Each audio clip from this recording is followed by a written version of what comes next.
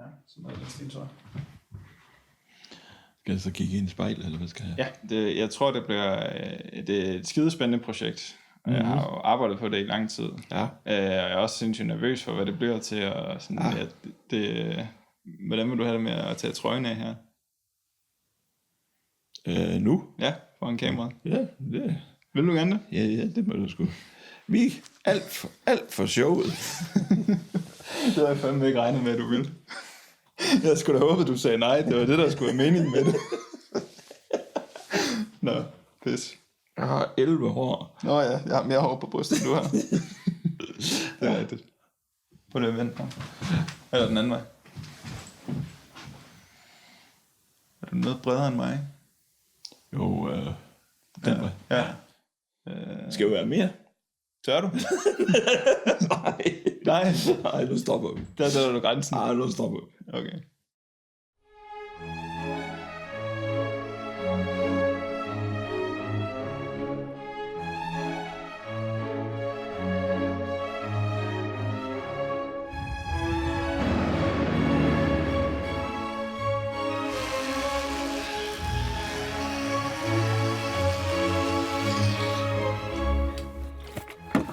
Jeg synes ikke, at jeg kender min far. Jeg ved ikke rigtigt, hvem han er.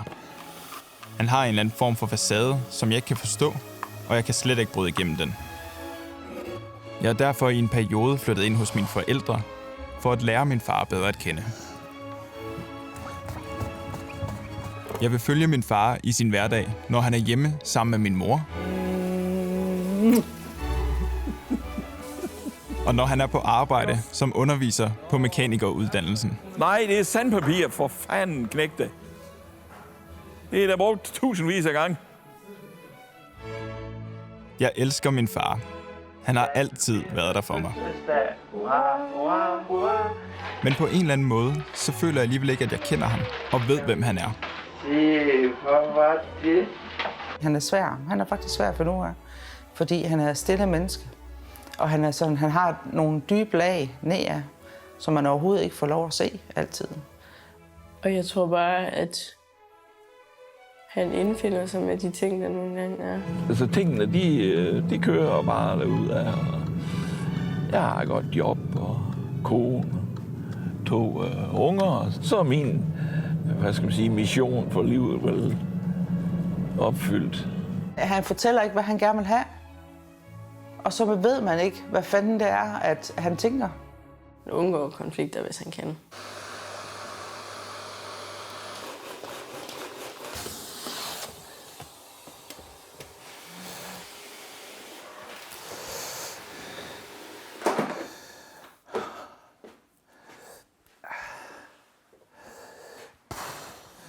Jeg finder også på, at det bord er sten, fordi det hvide bord, det er næsten ikke til at få rent.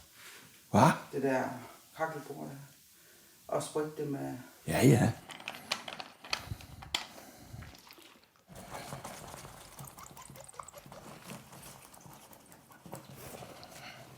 Han er en arbejdsmand uden lige.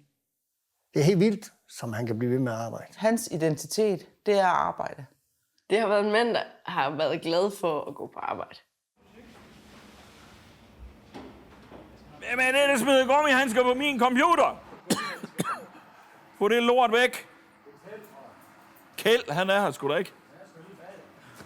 Han hedder Ken. Nej, hold nu kæft med det der.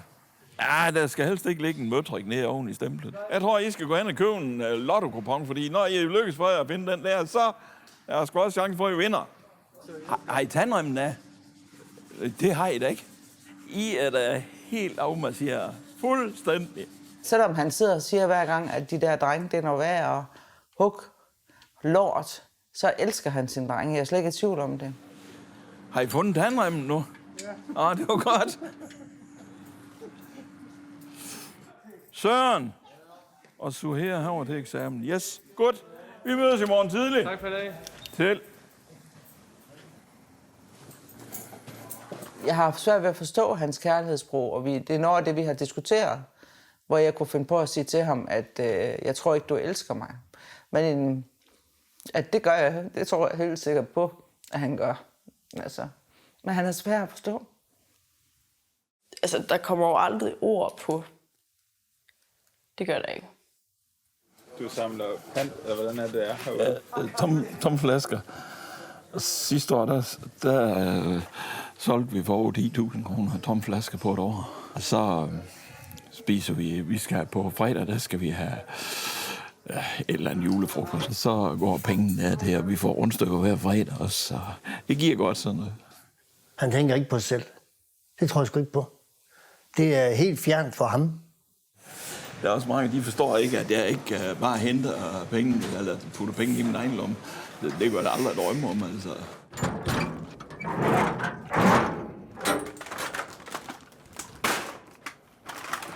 Han behøver det ikke, men han gør. Og igen er det fordi, at alle andre skal have deres morgenkaffe og morgenrundstykker. Det er sgu ikke for hans egen skyld. Når han laver en handling, eller står lige ved siden af en, for eksempel og hjælper en med bilen, eller hvad ved jeg, løfter en taske, eller gør et eller andet, det er for ham kærlighedssprog, og man skal være god til at spotte det. For ellers så kan man ikke finde ud af, at han egentlig mener det. Fordi han bruger ikke ordene til at fortælle, at han elsker en. Det vil jeg sige.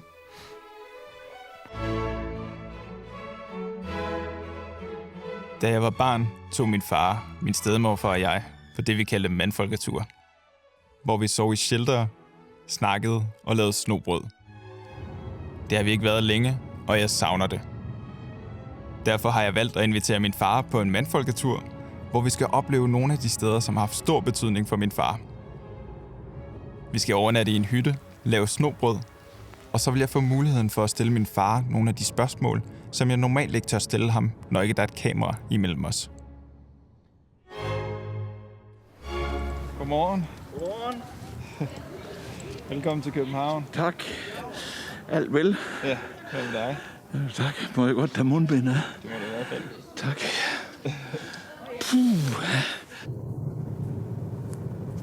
Nu kører vi ud af København. Ja. Hvad tænker du egentlig om, at jeg er flyttet til København? Jamen, altså, det er jo nu her engang, at, hvad skal man sige, dine uddannelsesmuligheder, de lå, og så videre, og så videre. Det kan man jo hverken gøre fra eller det. Altså, jeg vil aldrig haft over i Aalborg, men det kan jo ikke hjælpe noget, altså, sådan er det jo. Kunne det jo godt være, altså, når I sat mig, nej, det er en gammel tosk, med det kraft, med kører på, og så er færdig stop. Jeg tror altid gerne, jeg vil høre, hvad du har at sige før. Jeg gad nok også godt at høre det mere. Jeg kan godt lide at høre dine holdninger til ting og meninger. Det betyder ret meget. Ja, det har nok aldrig været pissegod til at fortælle om, men... Har du været her siden, at nej, du var færdig med det? Overhovedet ikke. Overhovedet ikke. Hvad tænker du så om, at vi skal se det igen? Ja, det er sgu mærkeligt. Det var rekruttiden, altså de første 3 måneder. Jeg var i forsvaret. Der var jeg her.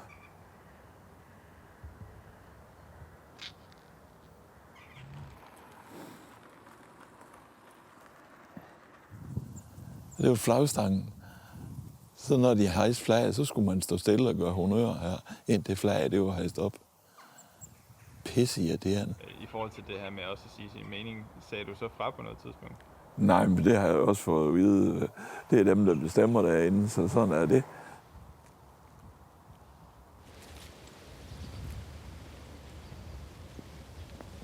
Var du sammen med nogle sjællandske piger? Så? Nej, det har jeg jo ikke tid til. Vi skulle flytte et skrivebord for en kaptajn. Jeg synes, at det er spændende at opleve stedet sammen med min far. Men jeg føler ikke, at jeg kommer tættere på ham, eller lærer ham bedre at kende. I bunden der. Hold kæft, han blev tosset.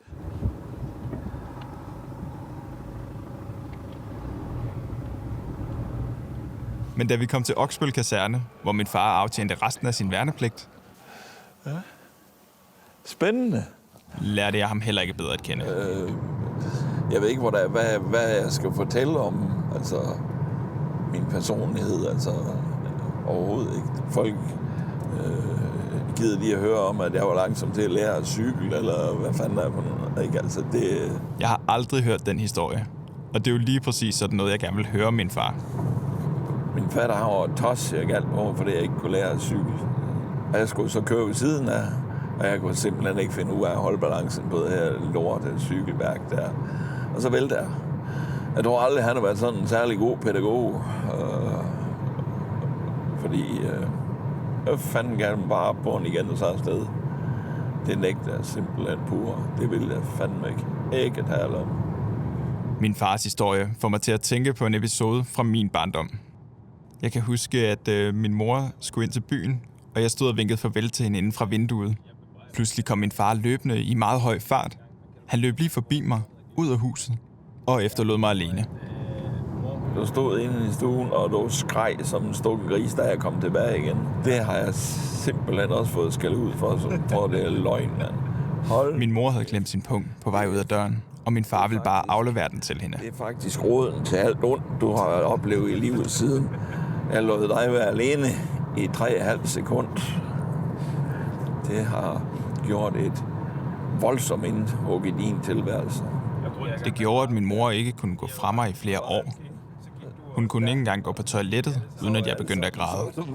Så var du helt alene. Det var sgu da ikke med ond vilje, altså. Og det var for at hjælpe hende også. Jeg kan ikke huske, om min far han snakkede med mig om episoden dengang. Nej, fordi jeg tror simpelthen... Ja, det ved jeg ikke. Nej, det gjorde jeg nok ikke, fordi... Ja. Knejt kom nu op på hesten igen og ride videre for satan, ikke? Cyklen, der vælter. Ja, om igen. Alright. Skal vi længere fra? Nej. Og så skal du den vej. Sådan der. Ja. Yes. Du elsker vinterbad, ikke? Overhovedet ikke. Jeg kan simpelthen ikke fordrage, og det er det mest modbydelige, man kan tænke sig, at man kan gøre ved folk. Og det gør jeg ikke. Det havde jeg tænkt mig, at vi skulle. Nixon, det gør jeg ikke. Er du helt sikker? Fuldstændig. Okay. Der sætter vi grænsen. Okay.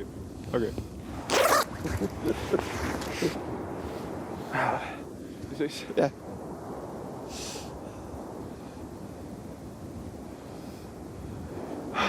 Fortryder du ikke? Nej, det gør jeg sgu ikke. Jeg tager lige noget tøj på, tror jeg. Ja, det tror jeg sat mig klogt.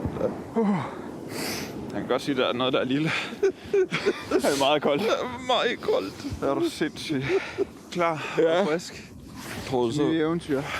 du er klar til en ny eventyr og så en kop kaffe? Ja.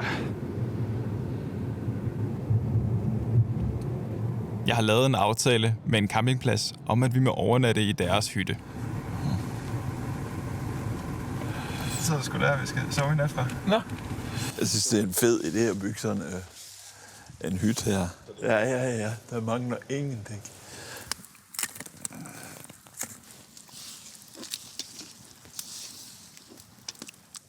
Jamen, det er sgu da sket. Det er ligesom dengang, vi var på, vores cykelmandfolketure. Men der kan alle mindes, vi fik jo på det at lykkes. Og det skal ikke have ret lang tid, så. Og der er masser af fyld i det. Det er med vilje. Værsgo og spis, mens maden den er varm. Håber, det smager dem. Nu er det jo en påstand. Jeg synes ofte, at det er mig, der ringer til dig, men ikke så ofte dig, der ringer til mig, eller næsten aldrig. Det kan godt være. Hvordan kan det være? Jeg siger, så længe jeg ikke hører fra det, så regner jeg med, så går det godt, så er det det. Du kan ikke så godt lide, når der er en konflikt. Mm-hmm. Hvordan kan det være, at du ikke så godt kan lide konflikter? Konflikter, det fører samtidig til, at man kommer til at såre andre, eller træde andre over tæren, kan man sige, som egentlig ikke var meningen ved det, og så videre, ikke? Også sammenbrud af venskaber, og så videre, ikke? Det har man før set. Det. Har du oplevet det? Nej, fordi jeg har jo aldrig gået ind i en konflikt, så det ved jeg jo ikke, men... Så skal vi må lige prøve at se, om det fungerer, hvis du holder kameraet i stedet for. Så skal jeg lige have mikrofonen på. Hvorfor valgte du netop dette emne at arbejde med? Jeg ved ikke helt, jeg vil gerne have, eller sådan, jeg føler på en eller anden måde ikke rigtigt, at jeg kender dig så godt.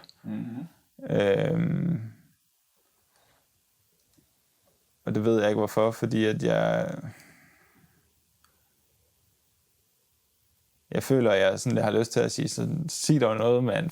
Fortæl mig noget, forklar mig noget. Kom nu ud af... Jeg føler nogle gange, du har sådan en skal med et eller andet, du skal have nedbrudt, og jeg kan simpelthen ikke forstå, hvad det er for... du har sådan en panserskjold, jeg nærmest ikke kan forstå, hvorfor du har. Jeg skal ikke forklare dig, hvordan man skal leve sit liv. Altså, det er jo ikke det, der er målet med det her. Jeg prøver at presse dig i alle mulige retninger, men jeg gør det kun fordi, at jeg tror, jeg bare gerne vil forstå, hvorfor at du er, som du er, og hvorfor du tager de valg, som du gør. Og så vil jeg bare gerne tættere på dig. Og i sidste ende, så savner jeg dig nok bare. Ja. Okay. Ja. Og det har jeg gjort i lang tid, tror jeg. Og savner at høre noget fra dig. Ja. Hvad tænker du med det? Du bliver også rørt, kan jeg se. Ja. Hvorfor gør du det? Hvad blev du så ked af? Jeg har været god nok overfor. Nej, det har du, far. Selvfølgelig har du det. Det handler slet ikke om det. Far, det gør du slet ikke. Det er sådan noget, jeg tænker på. Nej, det skal du ikke. Kom lige, far. Jeg synes, du har været verdens bedste far. Det synes jeg. Og nu har jeg jo heller ikke andre. Nej, men det synes jeg kunne ikke ønske mig en bedre far. Det mener jeg.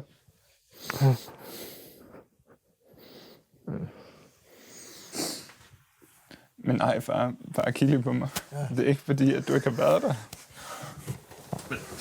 Jamen, det har jeg haft i mange år og tænkt på. Jamen, det Er det rigtigt? godt nok. Har du gået og tænkt det? Ja. Men det kommer så helt af det, vi har snakket om i dag før. At det vi snakker om i dag, hvor jeg kørte fra dig, altså, og det var jo ikke noget bevidst. Det ved jeg godt, far. Og at det måske var en fejl, og at jeg måske havde gjort skade på dig resten af livet. Og sådan. Nej, det har jeg da slet ikke. Men der er absolut ingenting af de her ting, jeg blamer dig for. Men hvordan, altså jeg kan også godt forestille mig, at det må være et sindssygt ansvar at skulle sidde og være far. Altså. Ja, Det er jo en kæmpe opgave at skal leve. Altså det er jo også noget, jeg frygter sindssygt meget. Men det ved jeg heller ikke, om jeg har så levet op til, kan man sige. Men det er okay, det overrasker mig virkelig, at du tror, at du ikke har gjort det godt nok. Det synes jeg virkelig, du har.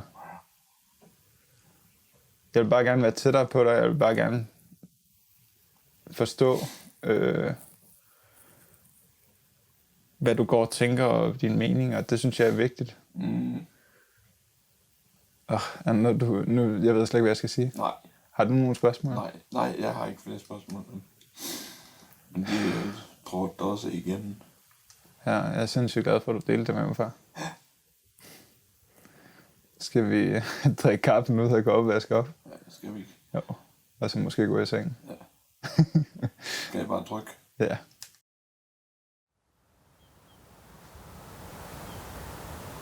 Dagen efter er der ikke rigtig nogen af os, der kommenterer på, hvad der var sket aften før. Men det er alligevel som om dagen i dag er lidt forandret. Så det er til at blive en fin solopgang, hva'? Ja. Ja, vi får lidt bedre hverdag. Ja. Det så også lidt bedre ud på vejrudsigten.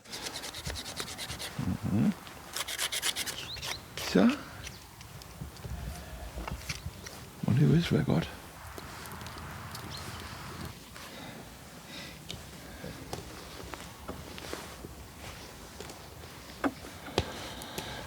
Det er en mærkelig spise her. Brød på en pind. Ja. Det er da også kun fordi, det er udendørs, man gør sådan noget. Ja.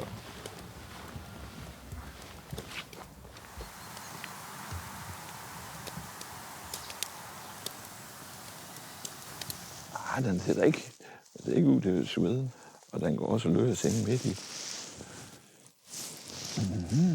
Den dufter.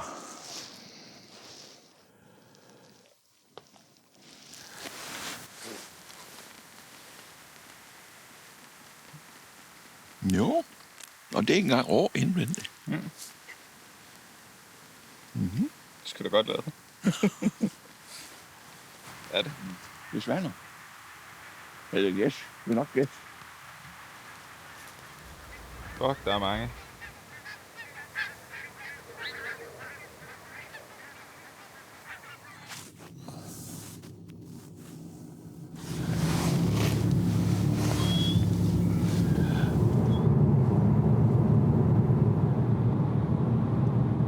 Min far har arbejdet 2 steder.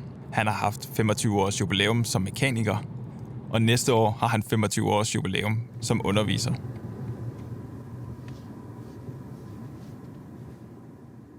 Det er det sidste stop. Yes. Og det er også her, hvor du arbejder nu. Ja, altså. Indtil om et år. Ja, cirka et år. Ja.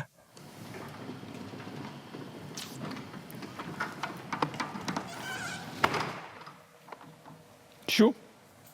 Hvordan har du det egentlig, at du skal på pension om et år? Jamen, det ved jeg sgu ikke. Altså lige nu, der spekulerer jeg ikke så meget over, fordi der er over et år tilbage nu, så ja.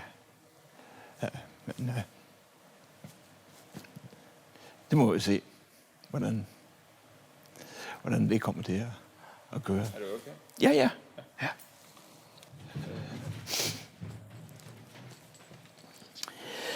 Og jeg har også fået mit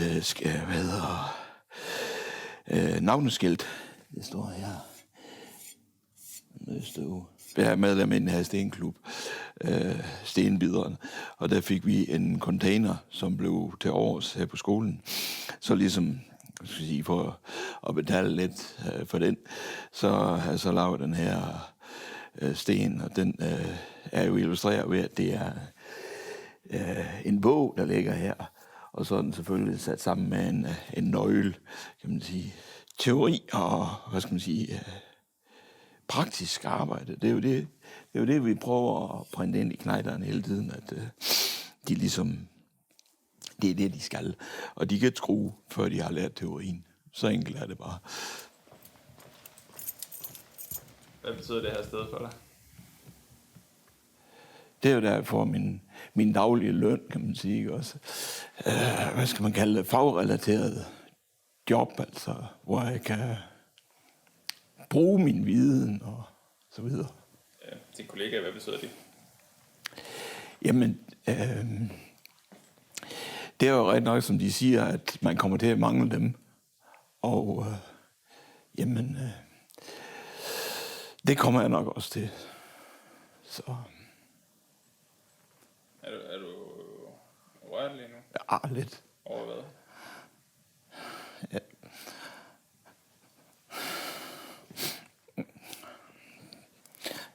Det er snart for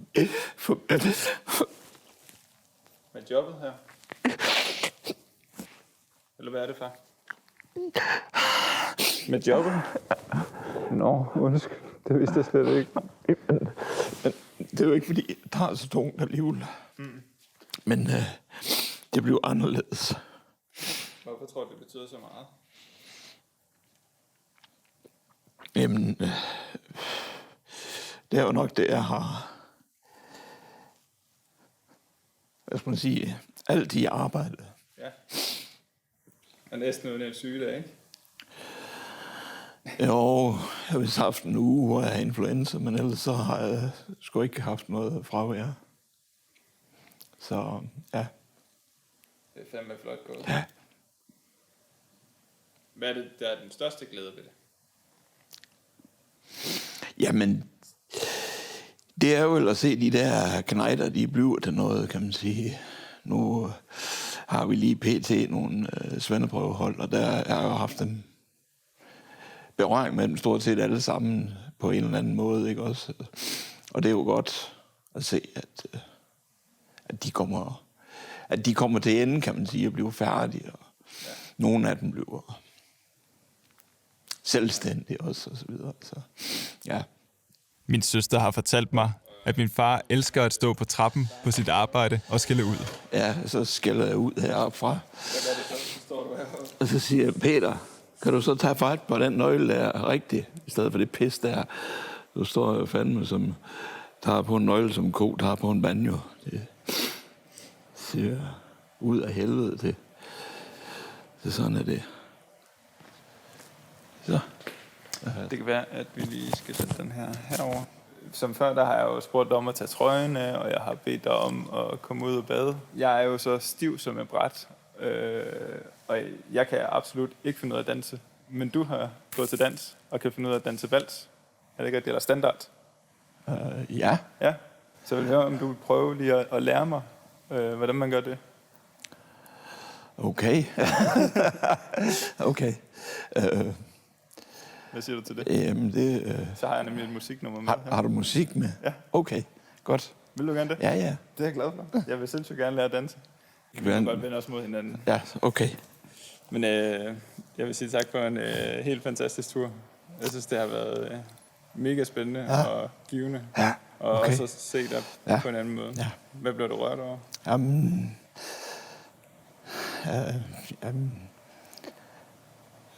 det vi har oplevet. Er det rigtigt? Ja. Hvad tænker du om det?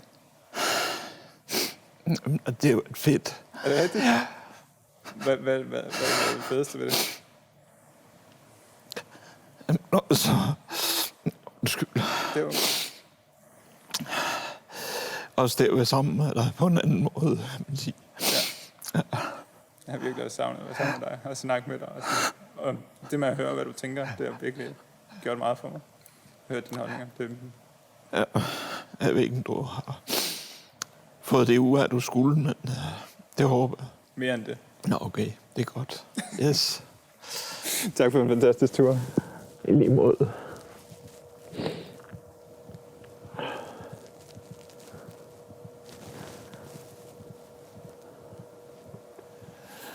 Og jeg vil sige, at der er overvågningskamera herinde også. Ja, jeg tænker, at vi får det rimelig sjovt lige om lidt. Ja. Er det ikke sådan noget her? Jo. Det kunne du godt, ikke? Jo. Nu er du nødt til den dame, Okay. fordi det har jeg aldrig kunnet. Og så skal vi holde os omkring det her punkt. Ja. Du ved, så vi ikke rigtig flytter os ud Ja. af det her. Godt nok. Og det er jo så sådan her, og så sådan der. Ja. Og så 2. Og tilbage. Wow. Og tilbage. 2. Og tilbage. Og 2. Og tilbage. 2.